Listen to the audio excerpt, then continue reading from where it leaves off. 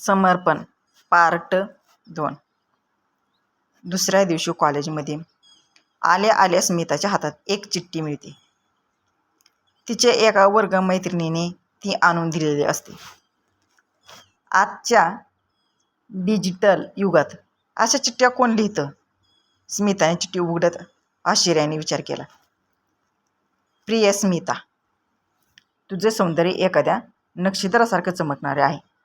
तुझं रूप पाहून स्वर्गातील अप्सराही फिकी पडेल. हे मला तुला खूप दिवसापासून सांगायचं होतं, पण कसं सांगू समजत नव्हतं.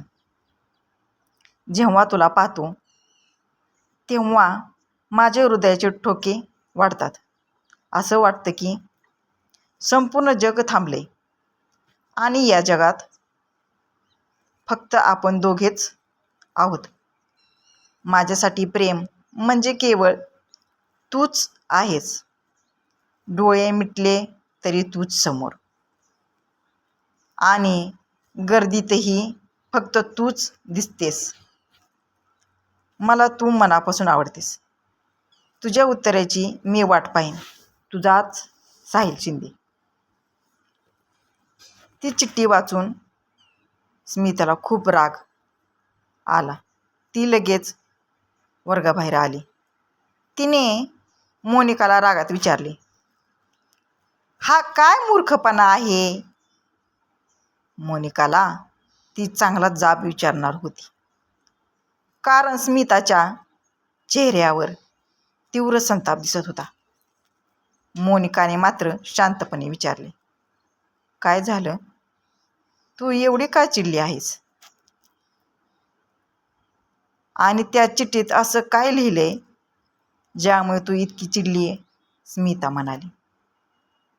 त्यावर स्मिता म्हणाली, म्हणजे तुला माहीत नाही का?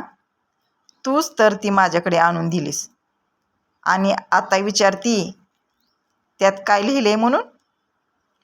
मोनिका मासूमपणाचा आव आणत म्हणाली, मी चिठ्ठी दिली हे खरे ग, पण त्यात काय आहे हे मला कसं माहीत असणार? कारण ती तुझ्यासाठी होती. स्मिताने चिठ्ठी दाखवत म्हटले, त्या साहिलनेच ही तुझ्याकडे दिली होती ना? मोनिका आश्चर्यचकित होऊन ओरडली. त्यावर स्मिता म्हणाली, साहिल आपल्या कॉलेजचा किंग.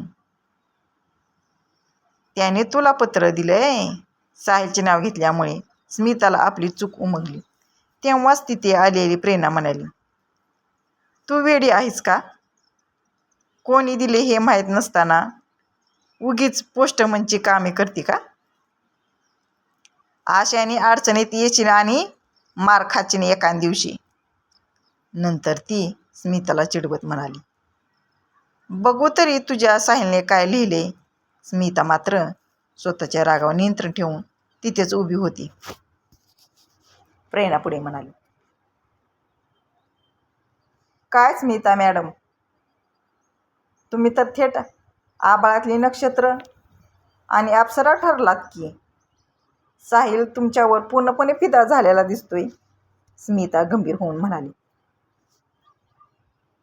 हे बघ, तुला तर माहीत आहे मला असं वरवरचं प्रेम अजिबात आवडत नाही. आणि त्याच्या लिहिण्यावरून असं स्पष्ट होतंय की त्याला फक्त माझ्या बाह्य रूपाचं आकर्षण आहे.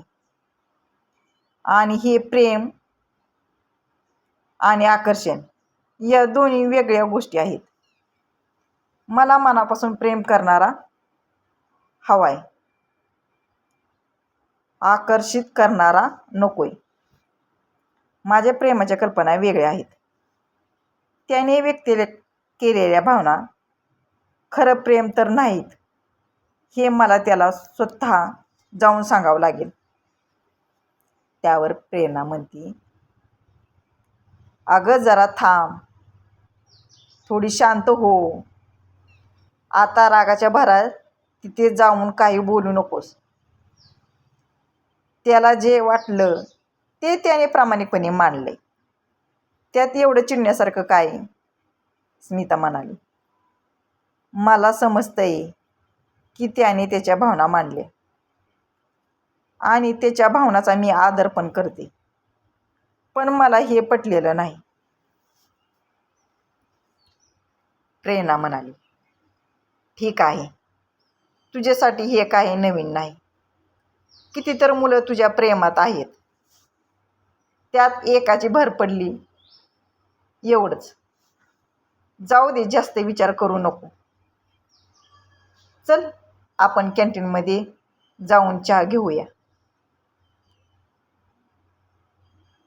तुझं मन पण शांत होईल. त्या दोघी कॅन्टीनमध्ये गेले. तिथे पाऊल टाकताच स्मिता आणि साहिलची नजरानजर झाली. स्मिताच्या डोळ्यात राग होता, पण साहिलचा चेहरा अगदी शांत आणि संयमी दिसत होता. क्षणभर स्मिताच्या मनात आलं, हाच तो मुलगा ज्याने मला पत्र लिहिले. काही वेळासाठी तिची नजर साहिलवर खिळली.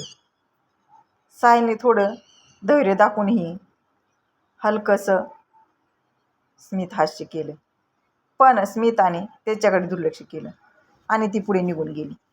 तोपर्यंत साहिलने स्मिताला प्रेमपत्र दिल्याची बातमी संपूर्ण कॉलेजमध्ये पसरली. असं म्हणतात की मुलीच्या पोटात काहीच राहत नाही, ते कधी ना कधी तिच्या ओठावर येतं. मोनिकाच्या बाबतीतही असंच झालं. त्या कॉलेजमध्ये सगळीकडे याच गोष्टीची चर्चा सुरू झाली होती. कॉलेज किंगचा विषय असल्याने चर्चा तर होणारच होती. 1-2 दिवसात अनेकांनी स्मिताला याबाबत विचारण्याचा खूप प्रयत्न केला. ती आता फक्त एका योग्य संधीची वाट पाहत होती. कॉलेजमध्ये एवढी चर्चा सुरू असतानाही साहिल मात्र अत्यंत शांतपणे वावरत होता आणि त्याची हीच गोष्ट स्मिताला जास्त त्रास देत होती. ती मनातल्या मनात म्हणाली, सगळे तर मलाच विचारणार, पण त्याला कोणी विचारण्याची हिंमत करणार नाही. आता या सर्व प्रकरणाचा सोक्षमोक्ष झालाच पाहिजे, असं स्मिताने मनाशी पक्के केलं. तुम्हाला काय वाटतं? स्मिता साहिल सोबत जाईन बोलायला या बाबतीत? कमेंट करून नक्कीच सांगा.